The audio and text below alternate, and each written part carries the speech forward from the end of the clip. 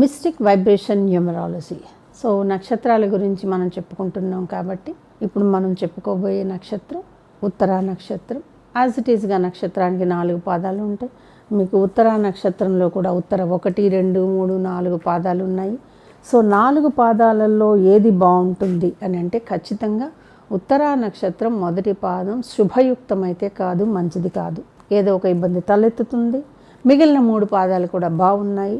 So మొట్టమొదటి పాదం బాగాలేదు అని అనుకున్నప్పుడు దానికి వచ్చిన నక్షత్రం కూడా బాగాలేదు, నక్షత్ర తాలూకు అక్షరం కూడా బాగాలేదండి, టే అని వస్తుంది, బాగుండదు. సో మిగిలిన వాటికి 2వ పాదానికి టో వస్తుంది, మనకి పేర్లు దొరకవు. పెట్టుకోవాలి అనుకుంటే 3, 4 నక్షత్రాన్ని ఫాలో అవ్వాలి. మేము రేపు పొద్దున గుడిలో ఏదైనా అర్చన చేయించినప్పుడు నక్షత్రం వేరే అయిపోతుంది కదా, పేరు వేరే అయినప్పుడు అని అనుకున్నప్పుడు మీరు నక్షత్రం చెప్పినప్పుడు మొదటి పాదం అది నిజంగా బాగాలేకపోతే మనం గుడిలో చెప్పినప్పుడు కూడా బాగాలేనప్పుడు ఫలితాలు బాగా వస్తాయా? రావు కదండి. సో 2వ పాదం 3, 4 బాగున్నాయి. అందులో 3వ పాదానికి మనకి పేర్లు దొరికేటటువంటి అక్షరమే ఉంది పా. 4వ పాదానికి పి అని ఉంది. పీయూష్ అనేటటువంటి పేరు విన్నప్పుడు మీరు గుర్తు చేసుకోవాల్సిన విషయం ఏంటి, ఇతను ఉత్తరా నక్షత్రం 4వ పాదం వాడు.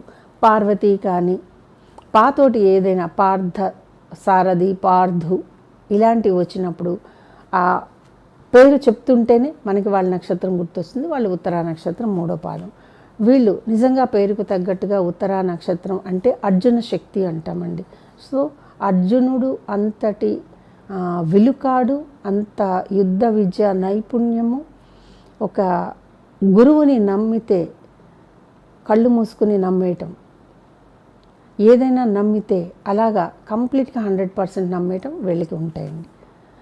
వాళ్ళు ఏ పాదంలో పుట్టినా ఈ లక్షణాలు అయితే ఉన్నాయి. సో వీళ్ళకి మనం స్పోర్ట్స్ సైడ్ కానివ్వండి, ఆర్ట్స్ సైడ్ కానివ్వండి, మనం మోటివేషన్ చేయాలి పిల్లలకి. అలాగే ఇందులో ఎడ్యుకేషన్ అనేది వీళ్ళ ఇంట్రెస్ట్ని బట్టి సైన్స్ గ్రూప్స్ అయితే ఉన్నాయండి. మెడికల్ లైన్ ఉంది, మ్యాథ్స్ లైన్ ఉంది, మ్యాథ్స్ మెడికల్ కాంబినేషన్స్లో కూడా ఉన్నాయి. కొంతమంది దీంట్లోనే ఇంకా హయ్యర్ అథారిటీస్కి వెళ్ళిపోవటము, స్పేస్ సెంటర్స్లో వర్క్ చేయటము, రీసెర్చ్ సెంటర్స్లో వర్క్ చేయటం కోసం అని దేశాన్ని వదిలి వేరే దేశానికి వెళ్ళిపోవటం జనరల్గా ఉత్తరాలో కనపడుతుంది. సో ఉత్తర నక్షత్రం గురించి కొంతమంది అటు ఇటుగా మాట్లాడినప్పుడు ఉత్తర కుమారుడు, ఉత్తర కుమారుడి ప్రగల్భాలు, ఉత్తర కుమారుడి మాట వరుస వస్తుంది అంటారు. ఎంతమంది మనుషుల్లో లేవండి ఈ లక్షణాలు? ఉన్నాయా లేవా? ఏమండి బాగున్నారా అంటే బాగున్నాము అని కట్ చేసి వెళ్ళే వాళ్ళైతే కనుక ఓకే పర్వాలేదు. కొంతమంది నాకు అక్కడ అన్ని ఎకరాల పొలం ఉంది, నాకు ఇక్కడ ఇన్ని ఎకరాల స్థలాలు ఉన్నాయి, నాకు అక్కడ అన్ని ఇళ్ళు ఉన్నాయి, అడిగామా? దీన్నే ఉత్తర కుమార ప్రగల్భాలు అంటారు. మీకు ఉంటే ఏంటండి, అంటే మీకు ఉంది, మీరు అలా చెప్పారు కాబట్టి మమ్మల్ని గౌరవించాలా? అది ఉండదు కదా. సో అడగకుండా చెప్పడం అనే లక్షణం ఈ నక్షత్రంలో ఉంది. అది మనం ఏం చేయలేమండి, మనుషుల ప్రవృత్తి కదా, మనం ఏం చేయలేం. కాబట్టి అడగకుండా అన్నీ చెప్తారు. ఒక్కోసారి అలా చెప్పడం వల్ల మోసపోయే వాళ్ళు కూడా ఉంటారు. ఒక్కొక్కసారి లేనిపోని భయాలని ఊహించుకొని భయపడటం కూడా ఉంటుంది వీళ్ళకి. మరీ భయంకరంగా ఊహించుకుంటారు. కాస్తంత తేలికపాటి అనారోగ్యానికి ఇంకా వాళ్ళు ఏదేదో అనేసుకుంటారు. ఆ రకంగా మనసుని గాబరా పెట్టుకుంటూ ఉంటారు. సో ఉత్తర కుమార ప్రగల్భాలు అనేదానికి నేను ఒప్పుకొని కానివ్వండి, కొంతమంది మనుషుల్లో చాలామందికి మ్యాక్సిమం పర్సంటేజ్ అడిగినా అడగపోయినా మన గురించి ప్రతి వివరాలు చెప్పేస్తాం. ఆ చెప్పడంలో ఒక్కొక్కసారి ఒక మోసాన్ని మీరు ఇన్వైట్ చేస్తారు కదా, అక్కడ మనం కొంచెం జాగ్రత్తగా ఉంటే సరిపోతుంది. తెలివితేటలు బాగానే ఉంటాయి. ఎడ్యుకేషన్ సైన్స్ లైన్ కాబట్టి ఎంచుకోవచ్చు. కంప్యూటర్ కావచ్చు, మ్యాథమెటికల్ ఎరీనా బ్యాక్గ్రౌండ్స్ కావచ్చు. నాకు తెలిసిన ఒక వ్యక్తి కేవలం మ్యాథ్స్ అండి. మ్యాథ్స్ అది నేను అతన్ని కనీసం ఒక 25 years నుంచి చూస్తున్నాను. కేవలం మ్యాథ్స్, ఇంకేం చెప్పరు. బ్యాచెస్ ఎలా ఉంటాయంటే ఎర్లీ మార్నింగ్ 4కి ఒకటి, 5కి ఒకటి, 6కి ఒకటి, 7కి ఒకటి, మళ్ళీ సాయంత్రం 5, 6, 7, 8. కేవలం మ్యాథ్స్ అండి. 6వ తరగతి లెక్కల దగ్గర నుంచి 10th వరకు.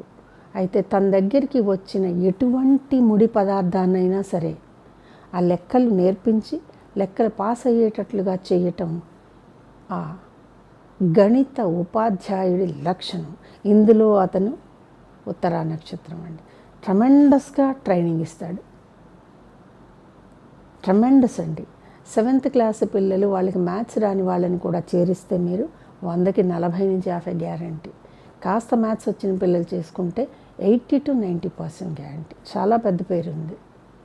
నా చిన్నతనంలో నేను ఒక గణిత ఉపాధ్యాయుడిని చూశాను. మంచినీళ్ళు తాగినట్లు లెక్కలు చెప్పేవాళ్ళండి. అంటే ఆ లెక్కలు చెప్పటంలో మనం ఇంక ఇంటికి వెళ్ళి హోంవర్క్ కూడా చేయక్కర్లేదు, అంత బాగా మీకు బ్రెయిన్లో గుర్తుండిపోతాయి. ఆ పాండిత్యం ఏదో ఉంటుందండి. సో వీళ్ళకి మ్యాథ్స్కి వీళ్ళకి అంత అవినాభావ సంబంధం ఉంది. మేబీ ఎక్కడో ఒక చోట ఉత్తరా నక్షత్రం ఈజ్ ఈక్వల్ టు మ్యాథ్స్ కూడా కావచ్చు. నేను గమనించిన విషయాలండి. ఇది ప్రపంచం మొత్తం మీద ఇలాగే ఉండాలని రూల్ అయితే లేదు. But as per my knowledge, అంటే నేను గమనించినటువంటి వ్యక్తులలో ఈ లక్షణాలు ఉన్న వాళ్ళల్లో మ్యాథ్స్ని ఇలాగా జీవనోపాధికి వాడుకొని దాని మీదే ఆదాయం, అంటే ఒక డాక్టర్ కూడా సంపాదించడేమో అలా సంపాదించగలిగి నిలబడ్డాడండి. అది గ్రేట్నెస్. ఏమిటి అంటే నిలబడ్డాడు. తను ఏదైతే సబ్జెక్ట్ అనుకున్నాడో దాన్ని పెట్టుకుని నిలబడ్డాడు. దాని వెనకాల ఉన్నది ఎక్కడో ఒక చోట ఉత్తరా నక్షత్రం అనేది నా అనుభవం చెప్పిన విషయం అంతే. సో ఉత్తర నక్షత్రం ఇది. చదువు బాగుంది, బిహేవియర్ మనం ఎలా పెంచితే అలా పెరుగుతారు. ఊరికే కోపం వస్తుంది, ఊరికే ఆలోచించటము వస్తుంది. జనరల్గా ఉండే లక్షణాలు కాబట్టి మనం పెద్దగా ఏం చేయలేము.